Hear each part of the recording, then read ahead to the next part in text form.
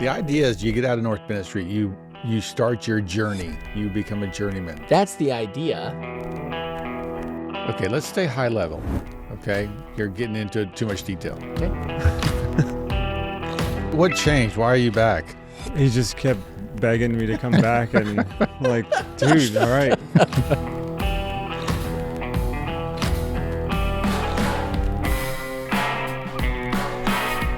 Welcome back to the Passion for Craft podcast. We're still here in Boston. We're back kind of wrapping up. Recapping this incredible Can I finish? couple days. Oh my gosh.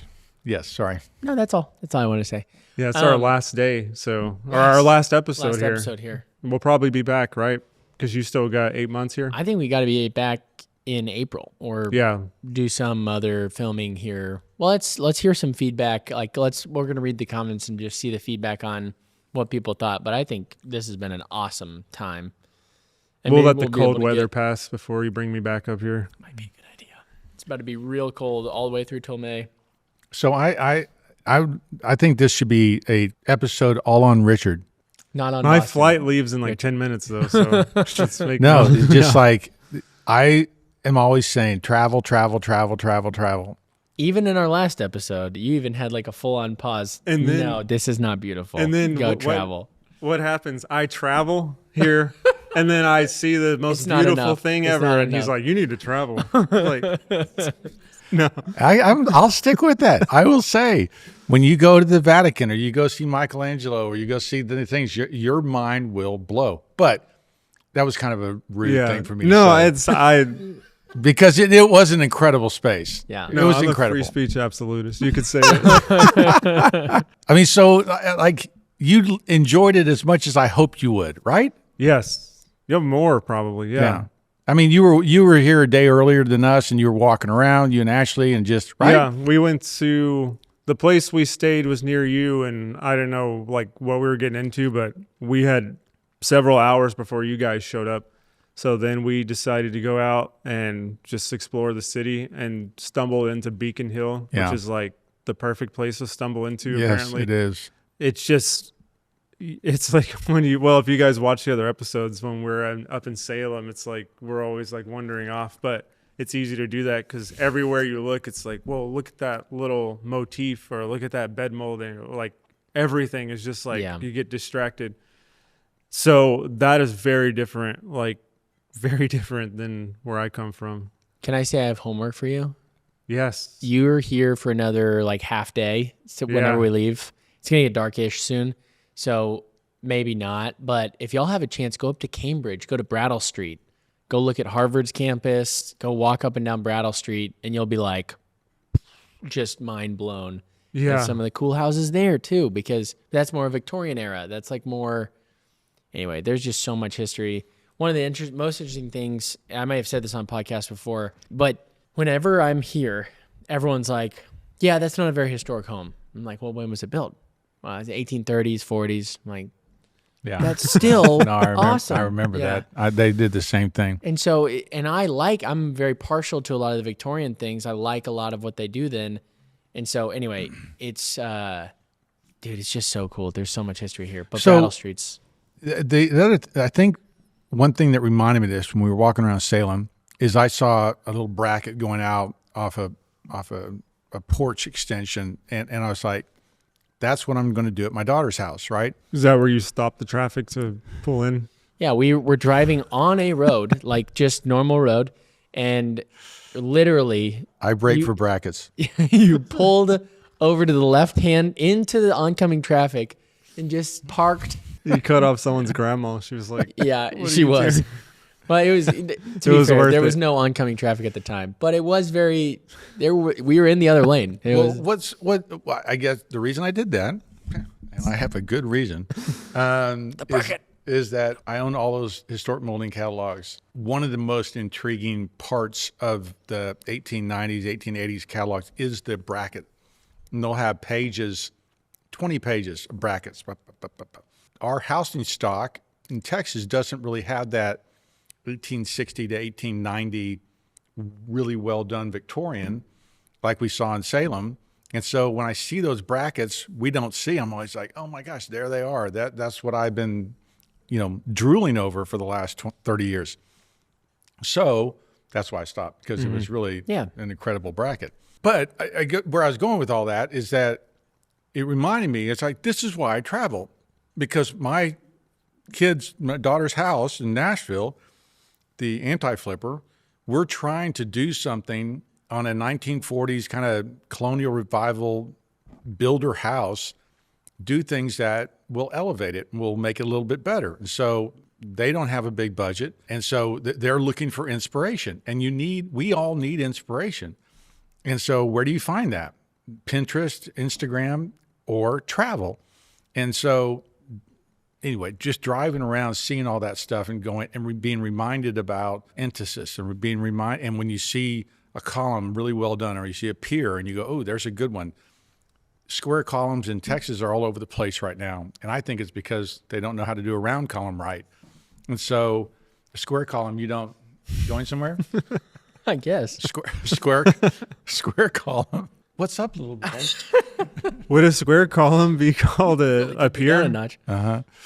And so, but a pier doesn't have emphasis. And so I think that they look at square columns being, it's an easy way for me to build on site or build a cheap column. And like in that King's Chapel today, those columns were gorgeous. And did you know that was one piece? I don't believe it still. I didn't get to see the top of it. One piece. I don't think that's possible. I don't think it's legal. Actually, they had to glue on the volutes, so it doesn't. Yeah, true. They did have to glue on the volutes. Good point. To be fair, what I said was the whole thing was carved out of the tree. It was not the whole thing carved out of the tree. See? They had to glue on the very edge of the capitals. I was wrong. I'll take that one. Good point. I'll wear that one. Thank you. I was waiting for that. But wow, what a freaking cool deal. But those columns were beautiful, right? The proportions are great. They're just so pretty. I will say one thing that we were talking about that. We've talked about you and Vossel in your team, not just you and Vossel, creating a Corinthian capital. That was a Corinthian capital. I will give you guys credit where credit is due. They did not go into the level of detail and ornate carving that you guys did on y'all's. But even still, it checked all the boxes of a Corinthian. Yeah. It was very impressive. I mean, the other thing that I think stands out to me is we were walking around Salem and up Federal Street. I was reminded how transitionary these different styles are, and that you could have this really good federal column, kind of light and dainty, and then you have a 1790s house, and it's in between Georgian and federal. And I was quizzing you guys, and we're like, what style is that? What period is that? It's hard to tell sometimes, and it's hard to kind of put all these things together. And I'm reminded, looking at architectural styles, I've been doing it for so long, I now kind of can get it right 90% of the time. Right. What is right? How many times do you think you get it right? Not often. I would say like... No, I mean, I'm picking on you, but 20, 30, 40% of the time? I think more than that. I think 70% of the time, but... I don't know about now 70, I'm getting picked on. 60%. I'd say 50 for me. Okay, so I mean, it's just how do you learn? You have to see it. You got to fill up your brain with different pictures of it and go, oh, okay, I see what's happening. I mean, there. Here's the other side of it. Learning too. to recognize it takes a long time. I'm in the stage of you're so mad about all the stuff I'm learning in North Bennett Street School because, but Ryan and I were both talking about it when he was with us. Is just. We are taught this is what this is. And then you go, all right, that's what that is. He and I were talking while we're walking up and down the streets. We're like, do you still have your packet? Yeah, I still have my packet. We got a packet at the very beginning that was like, all right, this is this style. And it's just one house that is that style. And then Steve would go through and go, look at this, look at this, look at this. These are all details that are leading me to say that it is of this style. Right. And so then we did multiple tours, like walking tours of streets, where that was the trend, where we would go, what style is this? What is it?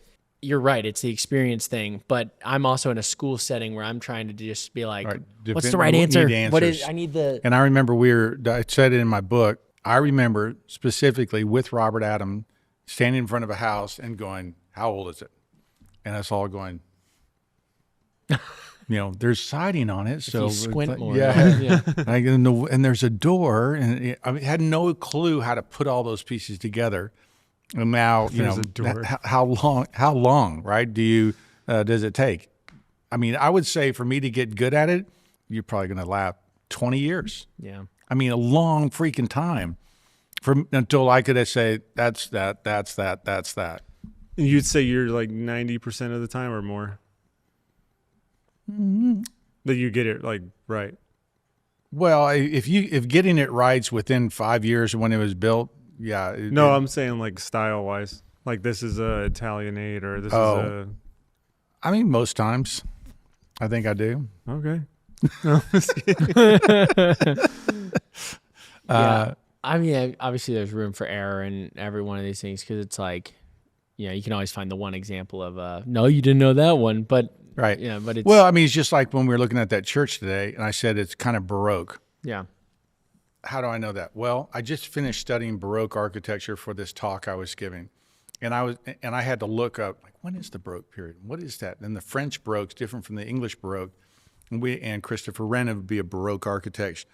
And so, that 1720s, 1740s would be late for Baroque, but because America was late, there was details in there that made me say that. And so anyway, you just learn. I'm still learning more. Like, I don't really understand all the English styles. I can't go to England and go, that's that. I can't do it. Why? Well, you have to digest so much of it and understand when those things were built. It's just I remember when we harder. were first doing the podcast with you, we were like, all right, so what is this style? To explain this one?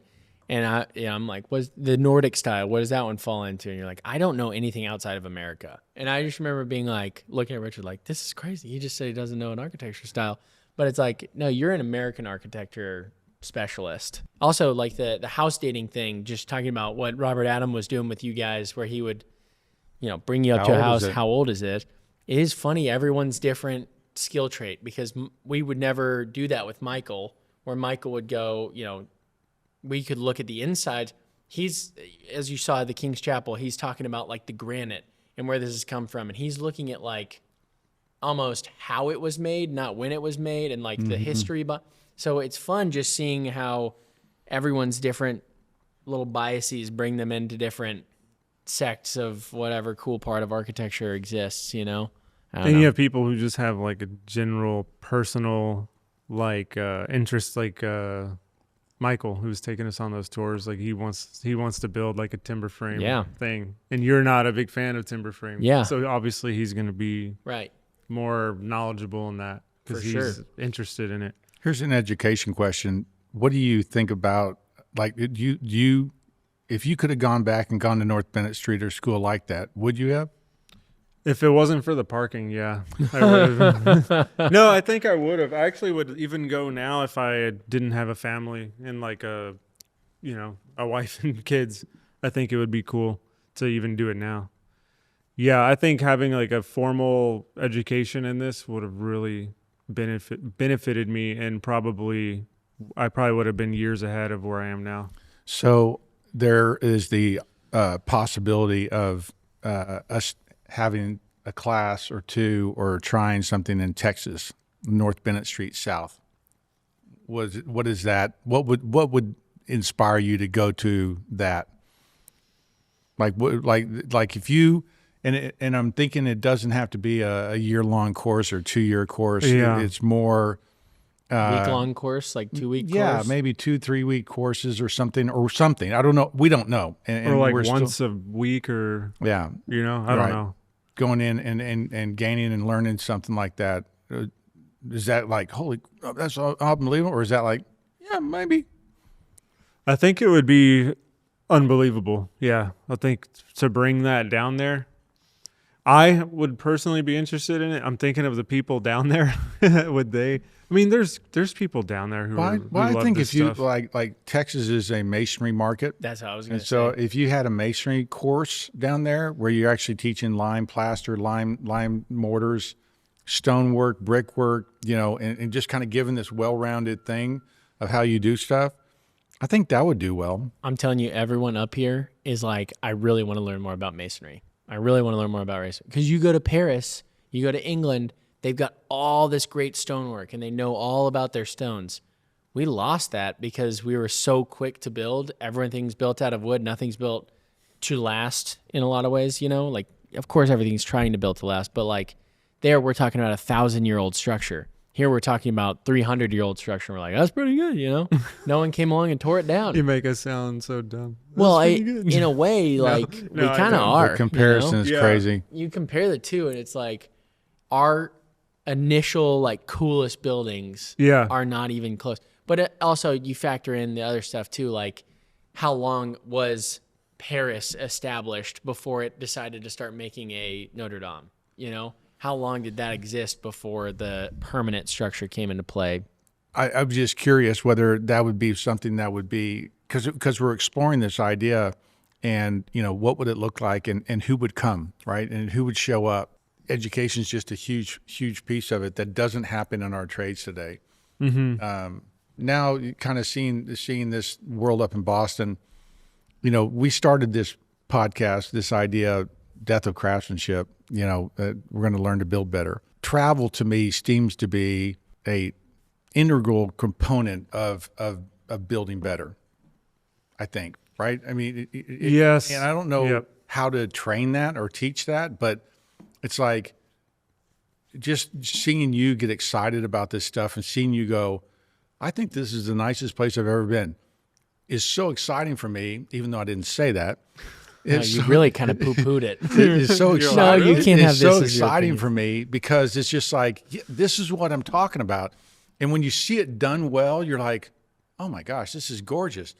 But no one, I'm going to be careful how I say this, I don't think there's a good classical building like that church in Texas, right, that I can think of that I'm like, well, there's an example of it. Well, no, there's not. And so how do people know what's beautiful until they travel and see something and then go, oh, that's what they're trying to do? Yes, I would 100% agree, because before meeting you guys, we would take like a family trip every year to like Destin or California because the kids wanted to go to the beach, But now me and Ashley are taking these trips. Like I had no interest in coming to the New England or the Northeast because everyone has said, oh, the traffic sucks and like it's awful and it's cold, and well, that's kind of true. But as far as like the architecture and the reason I would travel to come up here for that is like, like you could see it clearly. Like there's nothing like this in Destin or San Diego where we would go. Yeah, I think you have to come up here or go wherever you're interested in, because I could see your videos and they're great, or I could see your pictures, but it's just like being in there and like standing in there with the columns. It's amazing. You realize where I would make a statement like that. Like, I've never seen anything like this, and I can't think of a place in Texas. I can't either. It's like also fun taking, like I took your photo. It'll probably be out on one of your content pieces. Yeah. But next to the pilaster in the King's Chapel. And the thing is as tall, if not taller than you. And it's just like a small piece of the neck of this Corinthian pilaster. Like, what in the world? Like, that is crazy. Anyway, so even some of that stuff, you can't really get a gauge for that on camera. You even said that. You were like, take a picture of me because this won't translate to camera. Like, this scale is going to be off. Anyway, I think there's something funny, too. You're saying that, like, you just don't have this in Texas. Like, you don't know what you're missing out on until you see it. And it's so funny I've been talking for a year and a half with all the people who live here, and I'm like, you guys just don't get the traffic here. You don't understand how bad it is here. And they're like, yeah, we don't. We think it's fine. This is no big deal. An hour commute every day is no big deal. And then I remember like, Robert, his commute was an hour to an hour and a half every day. Yeah. I was just like, what? And my commute's 6 minutes. Yeah. Yeah. But I'm kind of joking about the commute thing. But they don't realize that they are surrounded by it all the time, because I bet if they do travel to those places, it's not about the architecture that they're going to, Destin, or they're going to California or Texas or wherever. It's for other things. But, it is just interesting. Okay, so now that you've gone to Boston, what's next? Oh, my gosh. Where are we going? I mean, really, what do you recommend? I mean, you said Michelangelo's house. Perry? Well, that's in Italy. I mean, if you go to Rome and go see the Vatican, it's I don't know If if you I want to like- do that to it's my senses, though. spectacular. If you like wood, though, don't go to Italy. Go to France. Well, but staying in America, I mean, look. You go anywhere in England, anywhere in France, anywhere in Italy, you've got Okay, great stuff, A right? lot of places in Germany. Hey, what happened? Yeah, a lot of places. See, it's easy to do. I did it when we were talking. I What know. happened to It's Richard? very- Where would he go? For people who are listening, the chairs are going up and down. And It's both very Jackson, easy. Richard have hit the thing and they've dropped like a foot. If So you bring your feet underneath the mass of your body in these chairs, for whatever reason, your calf hits the thing and you fall. I would say that I would probably go to Colonial Williamsburg. One, because you Yes. can take your kids there and they'll have fun running around. You can put them in, people in period dress, and there's things like that are fun. Is that George And- Washington's place? No, that's Mount Vernon. Where you have access to. Remember? That I couldn't remember which one I had access to. I was in the chapel today and I was like, I gotta text Brady because I gotta see if she'll let us in. So Virginia is where Mount Vernon is. It's where Monticello is, and it's where Colonial Williamsburg is. And you go to Washington D.C., go to the mall. I mean, you could spend 2 weeks there. But Washington D.C., the mall is like a mishmash of so many things. Well, but you got the Lincoln Memorial at the end. You got Jefferson just off to the left. You got the Washington Monument. You got the White House. I mean, there's on the mall. There's some Yeah. great stuff there. But there's also like a bunch of science buildings. Like Yeah, building. yeah, the Smithsonian. I mean, yeah, there's a lot of stuff there. there's a lot of stuff there. Kind of distracted Yeah. by. So, but just architecture trip like this, I would go to Colonial Williamsburg. You can take the kids. There's tons of stuff. There's Busch Gardens next door. So if they get sick of it all, you go ride a roller coaster, and then they come back. And so, nice. You can go to UVA. Their campus Yeah. is crazy. I regret not going there because when I was at Monticello, the lady was like, "If you look over there, there's UVA." But so you've been to Monticello. yes, Yeah, they went. Remember? I went I last didn't year. know that. Yeah, I went to. Did you go to Monticello? Oh, you went No, to. we didn't go. Oh, to I remember you Colonial went to Winter Williamsburg. Tour. Yeah, Colonial Williamsburg was a thought, but we were like, we need to make time to get. Yeah, to yeah, Winter yeah. Tour. No, I mean those are two good ones. Yeah. I mean for sure. And Annapolis, and I was like right around the corner from the Hammond Harwood house. Didn't know it and missed Oh, it, and then shoot. came back, did a podcast with y'all, and I said I went to Annapolis, and you said, Thomas Jefferson said the greatest doorway in America is there, and I was like around the corner from it and didn't see Yeah, it. 100 yards from it. You Yeah. didn't, yeah. That is the craziest thing too, because you go to these places and you don't know what's good until some local tells you, "Oh yeah, there's this thing," or someone who's been there before. Like, I wish there was a better catalog of like these are really good places to be. I've thought that there should be an app for builders for travel. What if you made it one? What? That's And perfect. just say, here's what you need to look at. Here's what's going on. Oh, and go upstairs at King's Chapel and look down at the railing by the column. You'll see the whale's tail at the top. But look how they scribed that thing. Right, all things that we would care about. Mm-hmm. I thought that would be a good idea. Why probably- don't you make one? It'd be a Yeah. great app. With all my free time, You'd love that one. I don't think people would really use it. That's why. That's probably You're me, probably right. me being negative. But But I guess- but I'm sitting there going, I Even mean, if I it think it'd wasn't- be cool. But even if it wasn't that detailed, even if it was just go check out King's Chapel, go like it's Yeah, just a you're- list at that point, You're right? getting really A curated detailed with list. the scribing and the Yeah. Well, like you're talking about. But I'm thinking about it's- details that they would like and they would Yeah. appreciate. Well, I think if they're interested in it, they'll like. I think what he's saying is like you just send them there and they're gonna find it. Yeah, But like if they went to King's Chapel, they wouldn't have known that those were trees you're right. if I hadn't told them. You're right. I'm glad you knew that. Yeah, glad you knew that one. That was the key piece Well, of it's, information. you know, that that's my yeah. gift is Jack to Sobin taught you share that, right? information like that.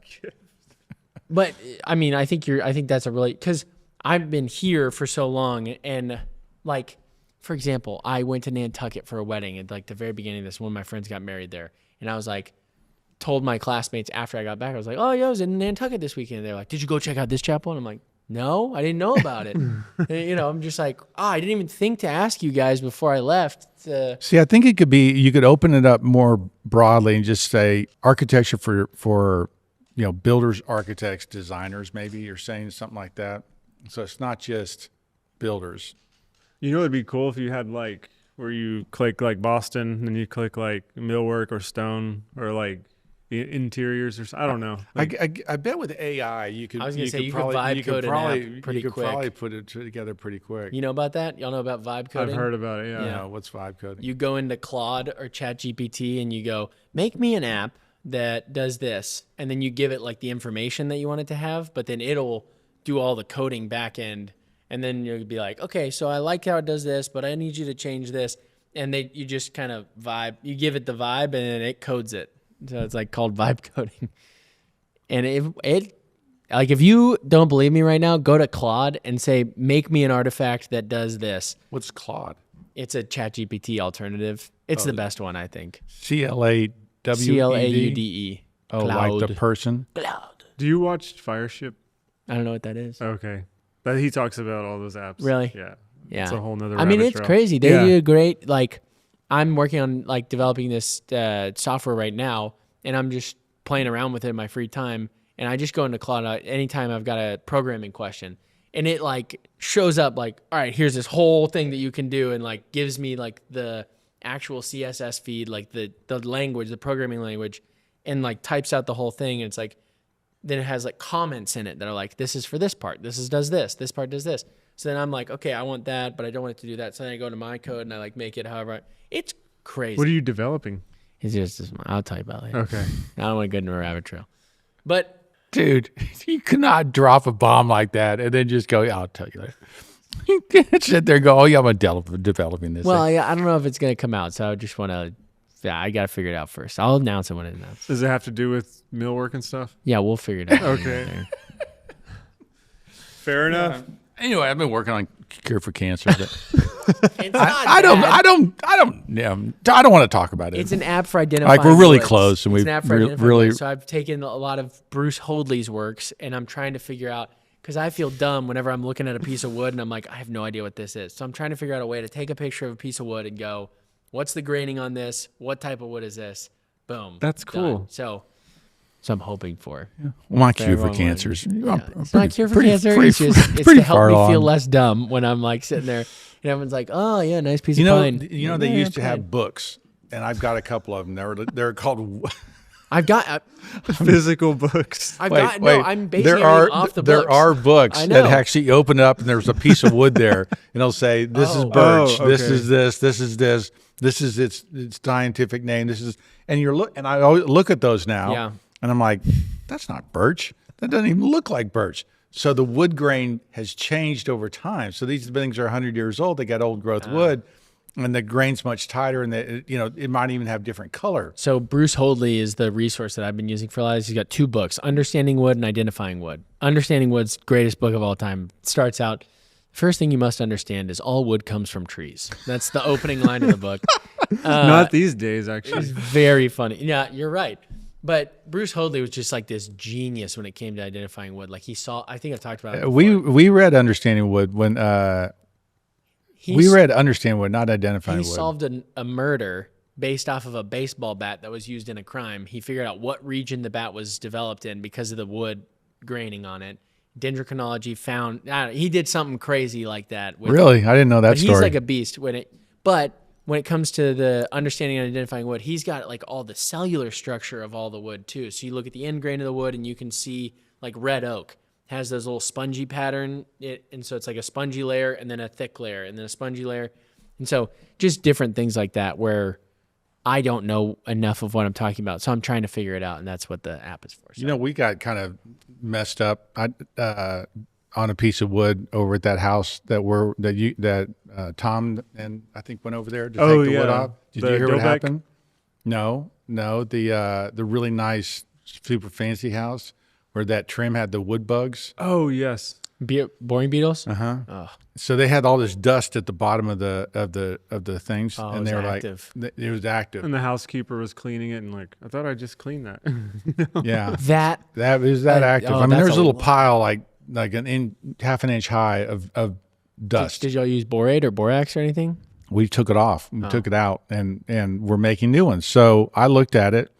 It had a wash and a finish on it, and I said, this is oak, well, the finishing guy, we ran the knives, made the thing, delivered it to the guy, and he goes, I can't make this match because we had the original piece of wood and we were like, why? He goes, because that's not oak.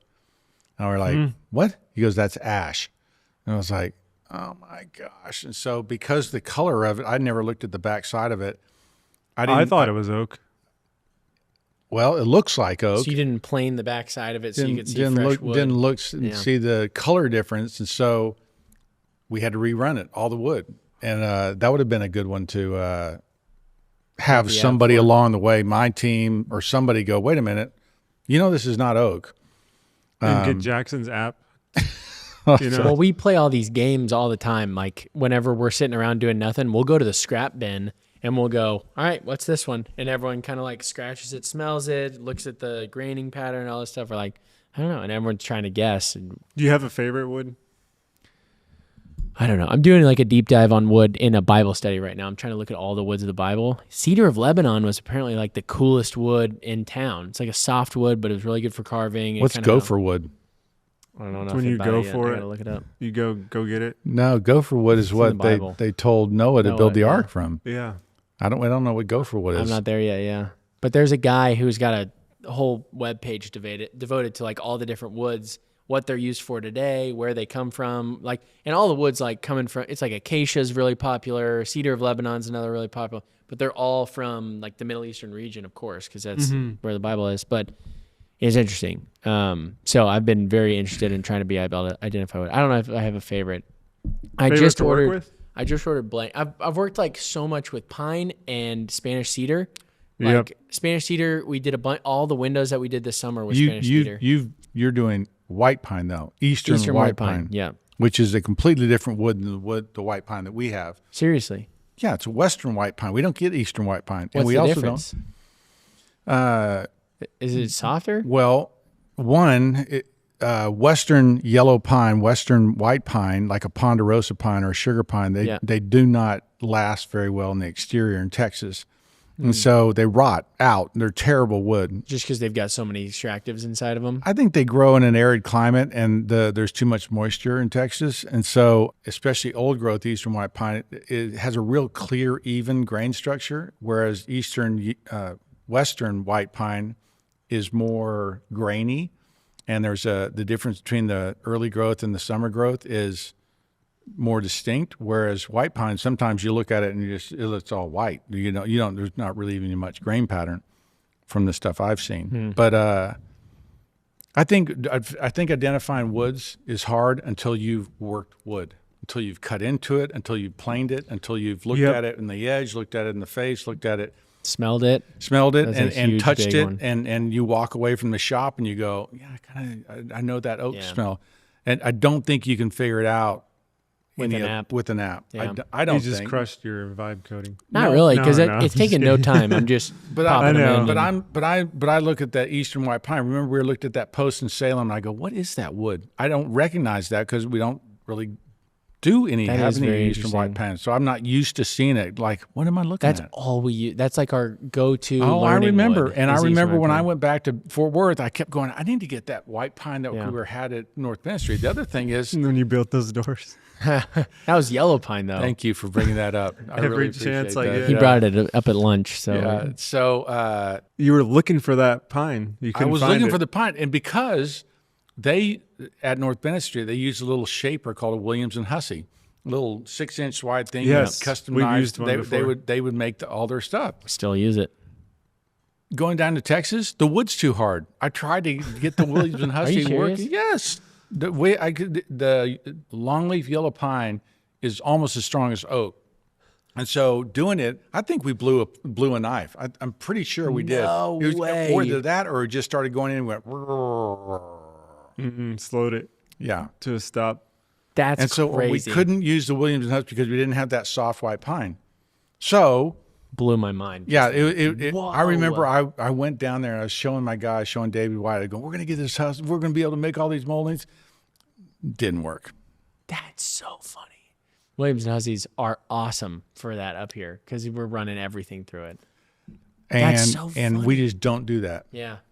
And I look at it now and I kind of like, it's kind of a little toy. It is a toy. You have a giant one now. Yeah, exactly. And so when I think about that little thing, I'm like, why would I use that? I would rather take a shaper out to a job site than I would take that little Williams and Hussey. That's so funny.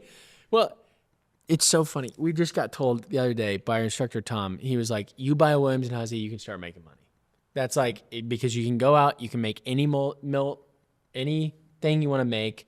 You go out there and you're self-sufficient on, all your stuff. You're able to work. That concept is true. Yeah. But it's just so funny. But I wouldn't to hear do it that with you the can't do it Williams in and Texas. Hussey. Yeah. That's so What would funny. you do it with for a small Shaper? shop A like shaper. that? Just a shaper. Yeah. Or yeah, probably a shaper just because you can get custom knives. Yeah. Yep. Wow. What's your favorite type of wood? For like, I would say for actually working with Spanish cedar. Spanish cedar. I love Really? this. You like the smell and all I that love stuff? the smell of Sneeze. I'm allergic Spanish to it, I cedar. think. It gets on my tongue. It tastes funny on my I tongue. like- I tastes really love bad. that taste. Oh, No, I really love the smell of it. Like, Yeah. it smells so good. And it's like so workable. You can It's just very run it workable. across Yeah. bits and it's not hard on your blades at all. But for actually like, I think white oak though, like for actually like the way stuff looks like stain grade, because Spanish cedar is just going to be painted. Yeah. White oak, I think. I like white oak too. What Yeah. about you? I have to think about it. It depends on what we are building. Like But you built that Corinthian thing in walnut. Is that your favorite? Well, we chose walnut because we wanted a premium hardwood and we needed something that'd be easy to carve. And walnut is in the basswood family, and so it's an it's an even grain and it carves really well. So we chose it because of that.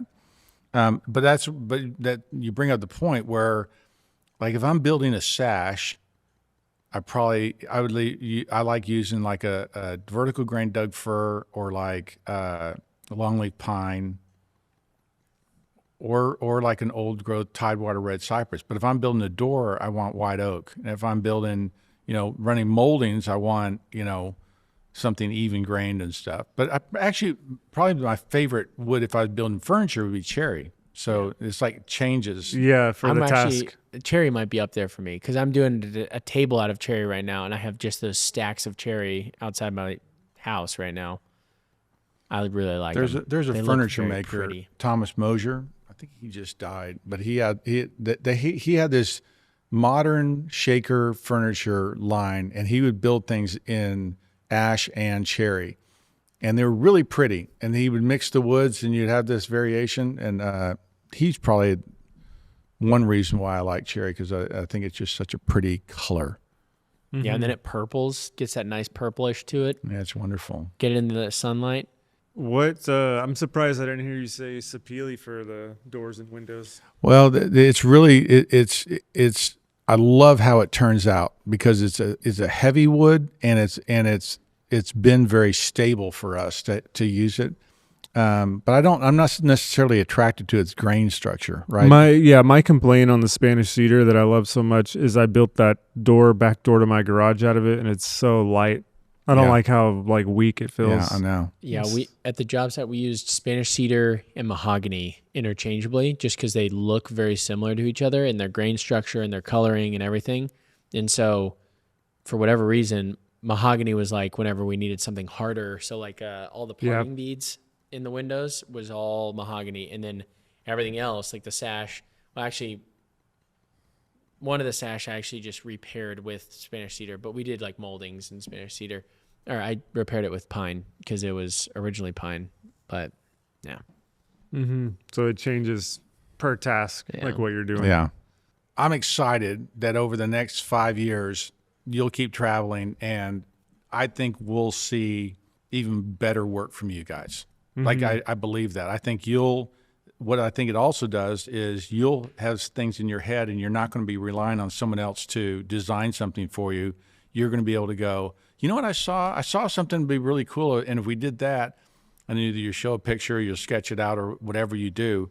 But that's kind of going to be a next level for you when you have enough of that information that you're sharing, and all of a sudden you're the expert coming into the design meeting going, well, I was inspired by this, and I think we should try that. That's what I'm excited for you.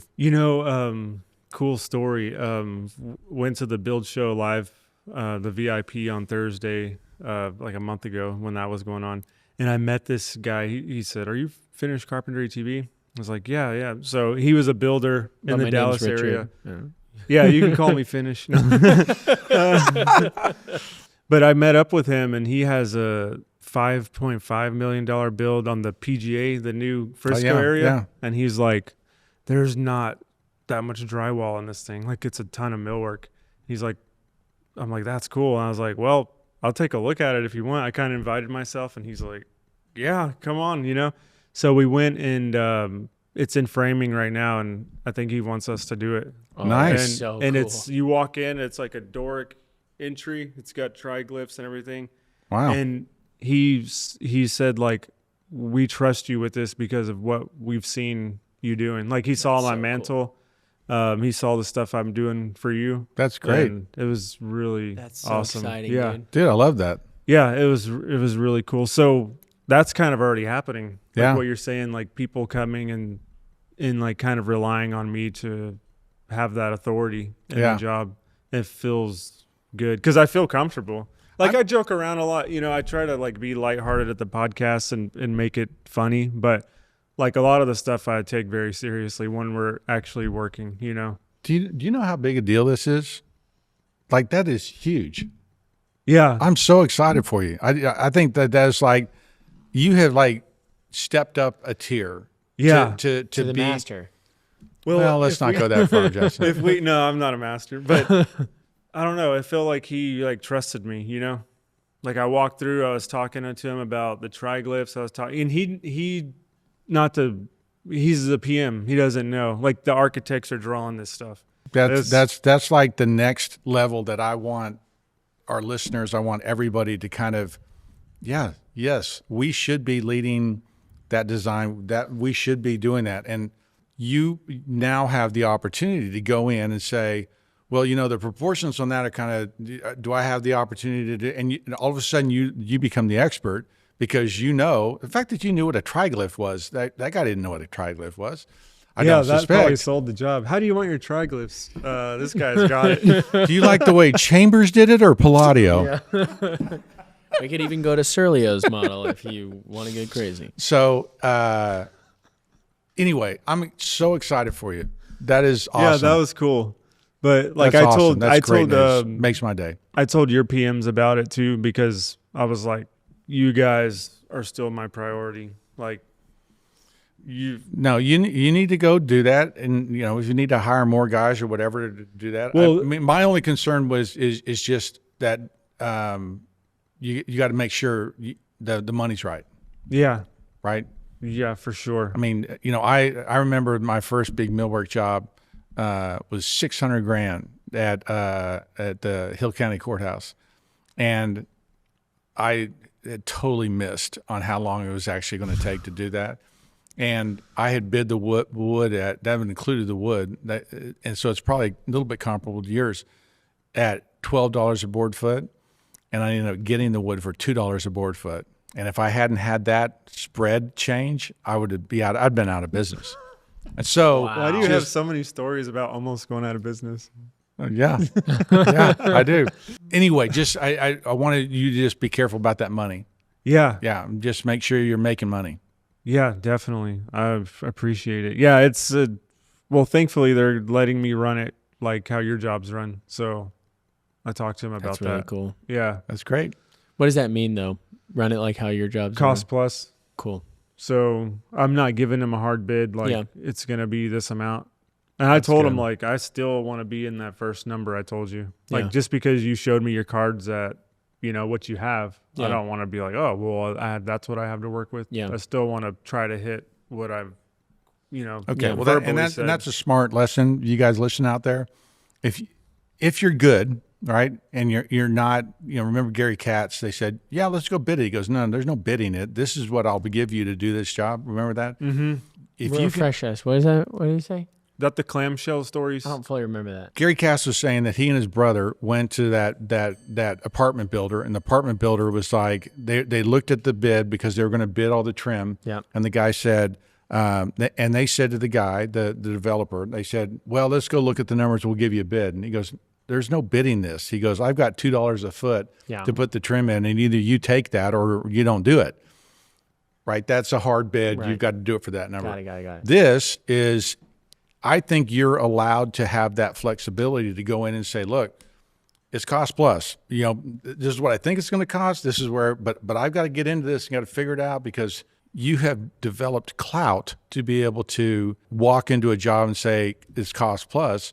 Whereas if it's someone they didn't trust, it'd be like, I better hold this guy to this, because, you know, who knows what this thing's going to cost. And, you know, you have that clout and to be able to do that. So now you're covered financially. What I was just concerned about, you've got yourself a cover. And so that's smart. That's great.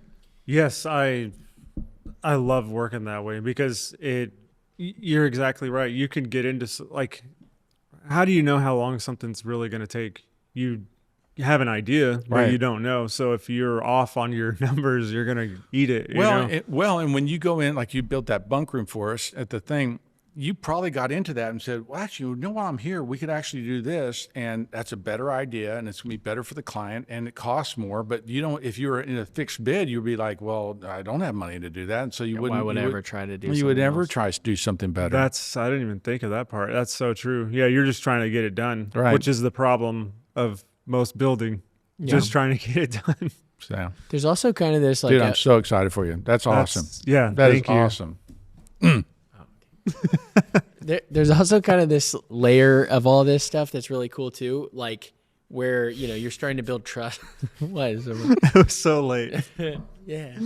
You're trying to build trust with the client, where you're like, hey, I know more and I understand more. It really is taking us back to how building was done Yeah, originally, right? 100%. Even just be able to take over that role from, like, I'm not saying take over for the architect. I'm just saying, like, to be able to go back in and just say, hey, contributing, I've seen, right? Yeah, exactly. I've seen historic precedent done this way. And the one thing I've noticed just after being in North Bennett and all the stuff that I'm hearing and understanding and all this stuff, code is like the biggest thing that comes into play. And that's like the biggest contributor to outside forces and more people needing to be involved and more people putting their input on a building. Like, if that didn't exist, you know, it would be a lot easier to have an architect, like a master builder, like back in the day. But because there's all these hoops that are needed to be jumped through in code, that really fractures the whole thing up. But to be able to own the design side of things and like own that millwork is really cool and brings us back to where traditionally it would have been, you know? Yeah, I love it. When does that job start? It's going to be right after the ranch. Great. So pretty soon, actually. That's awesome. Yeah. Good for you. It's Yeah. really exciting. Well,